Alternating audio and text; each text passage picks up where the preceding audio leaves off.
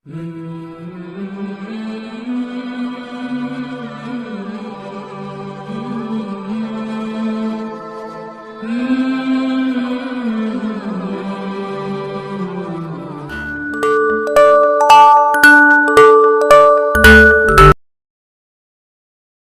اللہ الرحمن الرحیم۔ الیاس اسلامی زندگی کے پیارے دوستو، السلام علیکم۔ ہم امید کرتے ہیں آپ خیریت سے ہوں گے۔ ابلیس نے کہا کہ مجھے قیامت کے دن تک مہلت دیجیے۔ اس پر اللہ نے فرمایا تجھے مہلت دے دی۔ ابلیس نے کہا میں تیرے بندوں کو گمراہ کروں گا اور ہر طرف سے ان کو گھیرے میں رکھوں گا، تیرا شکر بھی نہیں کریں گے۔ اللہ تعالیٰ نے حضرت آدم علیہ السلام کو حکم دیا کہ اے آدم، تم اور تمہاری بہشت میں رہو اور جو کچھ کھانا ہے فراغت سے کھاؤ، اور ایک خاص درخت کی طرف اشارہ کرتے ہوئے کہا کہ اس درخت کی طرف نہ جانا ورنہ تم ظالم قرار دیے جائیں گے۔ چنانچہ آدم علیہ السلام اور حضرت بی بی ہوا آرام سے رہنے لگے تو شیطان نے دونوں کے دلوں میں وسوسہ ڈالا کہ تمہارے رب نے تم دونوں کو اس درخت کے قریب جانے سے اس لیے منع فرمایا کہ کہیں ایسا نہ ہو کہ تم ہمیشہ ہمیشہ کے لیے زندہ رہنے لگو۔ میں تمہارا خیر خواہ ہوں اور تم دونوں کی بھلائی چاہتا ہوں۔ شیطان کے قریب میں آ کر حضرت آدم علیہ السلام اور ہوا نے درخت کا پھل چکا تو دونوں بہشتی لباس سے محروم ہو گئے۔ ان کے جسم سے بہشت کا لباس اتر گیا۔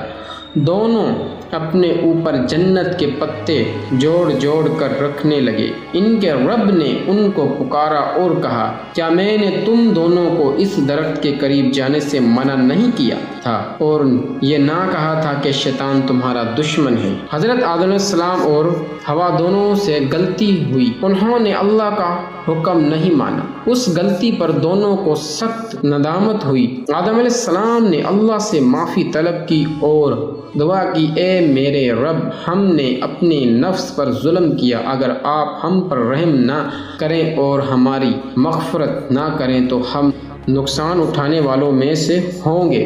آدم اور ہوا کو زمین پر اتار دیا اور کہا کہ تم ایک دوسرے کے دشمن رہو گے اور ایک خاص وقت تک تم دونوں کو زمین پر رہنا ہے۔ میری طرف سے جو ہدایت آئے تو جو شخص اس ہدایت کو مانے گا نہ انہیں کسی بات کا اندیشہ ہوگا نہ کوئی غم۔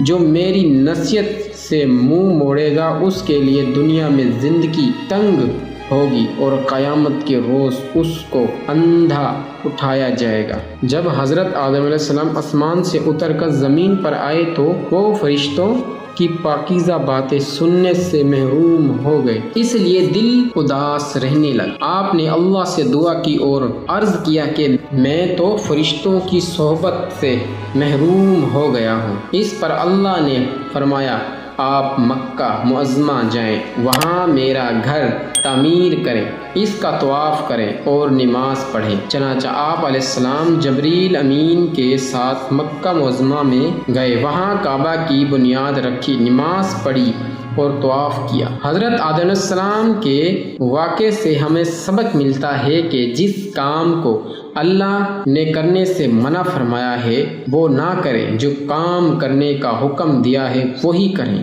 یہی عبادت ہے۔ عبادت نیک ہے، نیک عبادت۔ الیاس اسلامی زندگی کو سبسکرائب کریں۔ دن کی تازہ ترین اپڈیٹس کے لیے چینل پر موجودہ گھنٹے کے بٹن پر دبائیں تاکہ ہماری ویڈیو آپ تک سب سے پہلے پہنچ سکے۔ اللہ پاک ہمیں سمجھنے اور نیک عمل کرنے کی توفیق عطا فرمائے۔ اپنی دعاؤں میں ہمیں یاد رکھنا۔ خدا حافظ۔